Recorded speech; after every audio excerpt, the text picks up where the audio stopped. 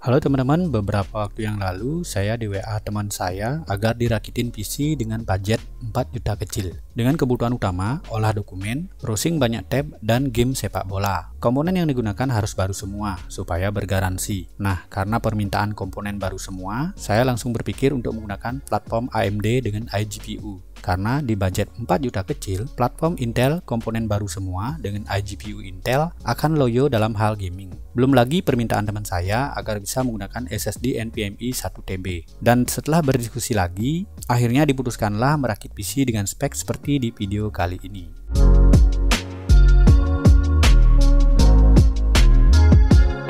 Oke teman-teman, sebelum kita rakit, akan saya jelaskan dulu part-partnya satu persatu ya. Yang pertama adalah prosesor. Di sini saya memilih menggunakan prosesor AMD Ryzen 5 4600G dengan spesifikasi 6 core dan 12 thread. Prosesor ini memiliki clock speed sebesar 3,7 GHz, turbo up to 4,2 GHz, dan dengan L3 cache sebesar 8 MB. TDP-nya sendiri di angka 65 watt dan secara official, kecepatan RAM yang didukung adalah DDR4 3200 MTS. Yang menjadi alasan utama saya memilih prosesor ini, selain jumlah core-nya yang sudah 6 core, tiada lain adalah terintegrasinya iGPU Radeon Vega 7 pada prosesor ini.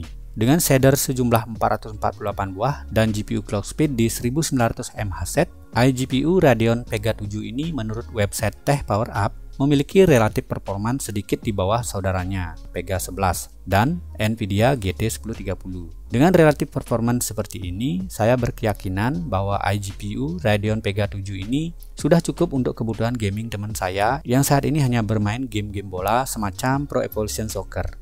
Lanjut ke motherboard, saya cukup kesulitan dalam memilih motherboard untuk prosesor AMD Ryzen 5 4600G ini karena pilihannya cukup banyak. Namun setelah memilah-milah dengan anggaran di bawah 1 juta, akhirnya saya memutuskan untuk memilih Asus Prime B450M K2. Sebenarnya tidak ada alasan spesifik mengapa saya akhirnya memilih Mobo ini. Mobo ini saya rasa sudah pas aja untuk Ryzen 5 4600G di harga di bawah 1 juta. Mobo dengan form factor MATX ini terlihat solid khas Asus. Permukaannya terdapat corak-corak yang cukup membuat rame tampilan Mobo ini. Dukungan storage pada Mobo ini yaitu sebuah slot M.2 dan 4 buah port SATA. Kemudian ada juga tombol BIOS flashback yang berguna untuk mengupdate BIOS tanpa perlu memasang prosesor. Cukup hanya dengan menancapkan flash disk yang sudah berisi file BIOS. Fitur ini menurut saya sangat menarik dan praktis.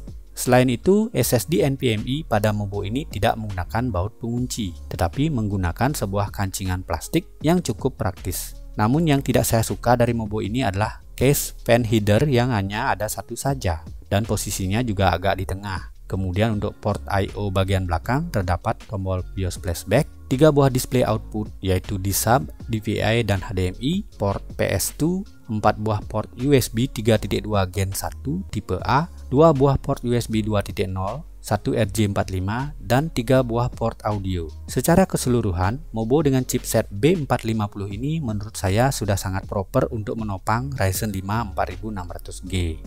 Oke, lanjut ke RAM. Di sini saya menggunakan RAM 16GB kit dari XPG Gamix D35 DDR4 dengan kecepatan 3200 MTS sesuai dengan kecepatan official yang didukung oleh Ryzen 5 4600G.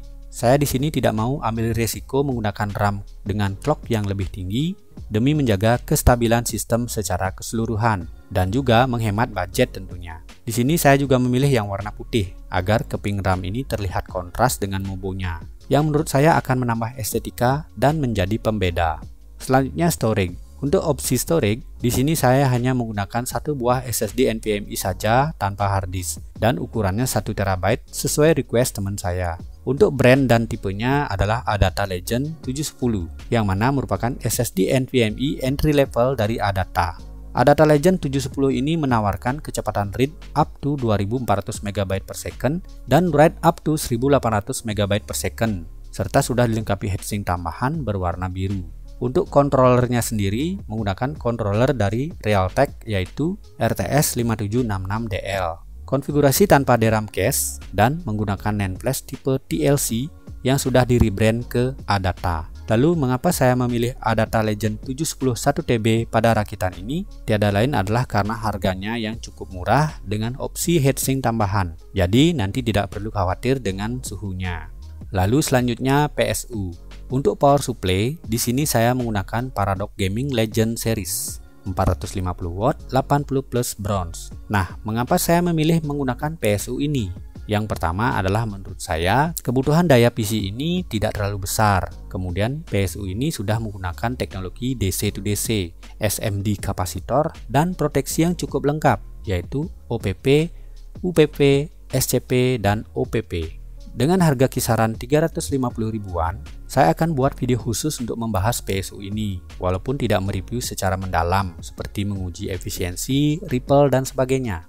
Kemudian selanjutnya adalah casing. Karena PC teman saya ini akan diletakkan di atas meja, maka di sini saya memutuskan untuk memilih casing yang agak estetik, namun murah. Pilihannya jatuh ke Segotep Prime D berwarna putih. Segotep Prime D ini adalah sebuah casing MATX dengan side panel akrilik, bukan tempered glass. Casing ini menurut saya pas untuk rakitan ini karena harganya yang murah, bisa menekan budget namun masih bisa sedikit gaya. Untuk port dan pertombolannya sendiri menurut saya cukup lengkap dengan 3 buah port USB yang salah satunya USB 3.0, 2 buah jack audio, tombol power, tombol reset, LED indikator power, dan disk activity. Kemudian yang terakhir adalah kipas pendingin atau fan case. Di sini saya menggunakan 3 buah fan dari Olympus dengan tipe Gamma F12BK berwarna hitam, lengkap dengan splitter 4 cabang. Mengapa beli splitter lagi? Karena posisi fan header Mobo ini cukup ke tengah, sehingga splitter ini akan berguna untuk merapikan kabel fan-nya. Casingnya putih kok fan-nya hitam bang? Iya, rakitan ini memang bukan bertema putih. Dan fan hitam kalau kotor kena debu cenderung tidak terlalu terlihat kotornya dibanding dengan fan berwarna putih. Karena harganya yang terjangkau, Gamma F12 ini tidak menggunakan 4 pin PWM, melainkan hanya 3 pin saja dan sudah bercabang. Namun walaupun murah, fan case ini sudah dilengkapi semacam damper untuk meredam getaran. Oke teman-teman, semua komponen sudah saya jelaskan satu persatu. Selanjutnya mari kita rakit PC ini.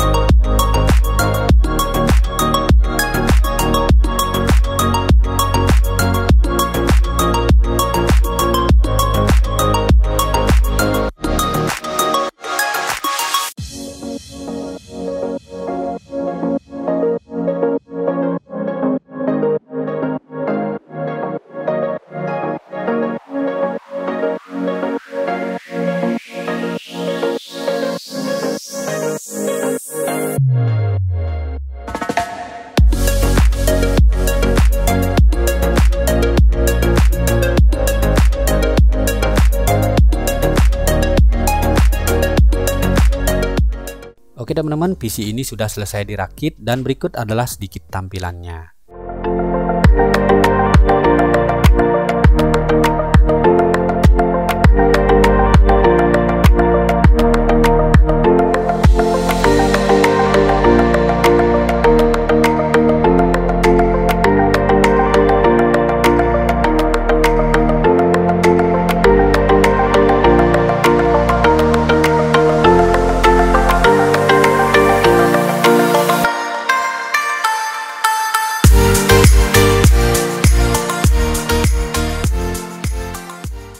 Karena PC ini milik teman saya, jadi saya hanya mendapat sedikit waktu saja untuk melakukan benchmark. Oh iya, sebelum benchmark, saya setting frame buffer alias sharing RAM ke VRAM sebesar 2 GB dan mengaktifkan DOCP agar RAM-nya berjalan di 3200 mts.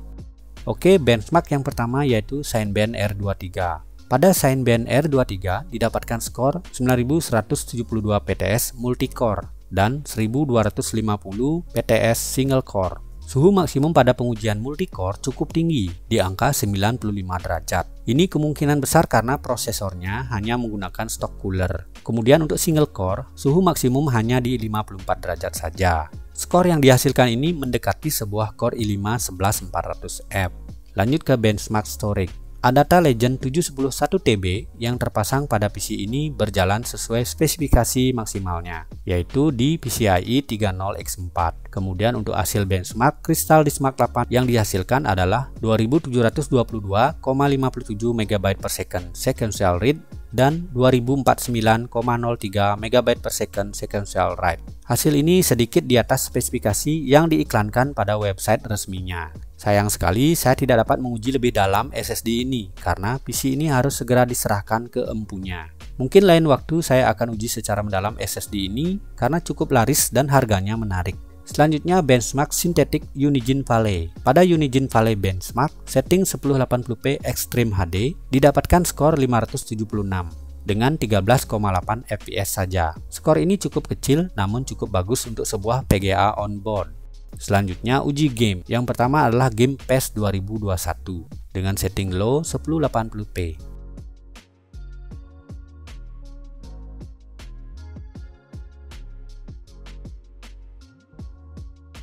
Pada setting ini didapatkan FPS yang lancar di kisaran 70-an fps. Suhu CPU dan GPU-nya juga cukup adem di kisaran 60-an dan 50-an derajat. Kemudian game kedua yaitu Days Gone dengan setting 1080p preset low dengan render scale 90.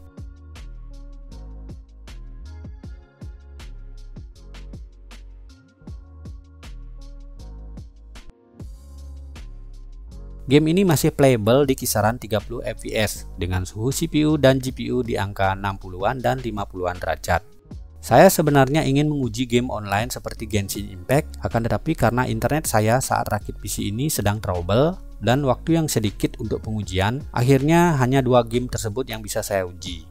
Oke teman-teman, berikut ini adalah biaya yang dihabiskan untuk merakit PC ini. Harga ini adalah per Februari 2025. Di harga 4 juta kecil seperti ini, kalau ngejar performa, sebenarnya bisa kita maksimalkan lagi, yaitu dengan cara mix dengan part bekas. Namun pada PC rakitan milik teman saya ini adalah menggunakan part baru semua.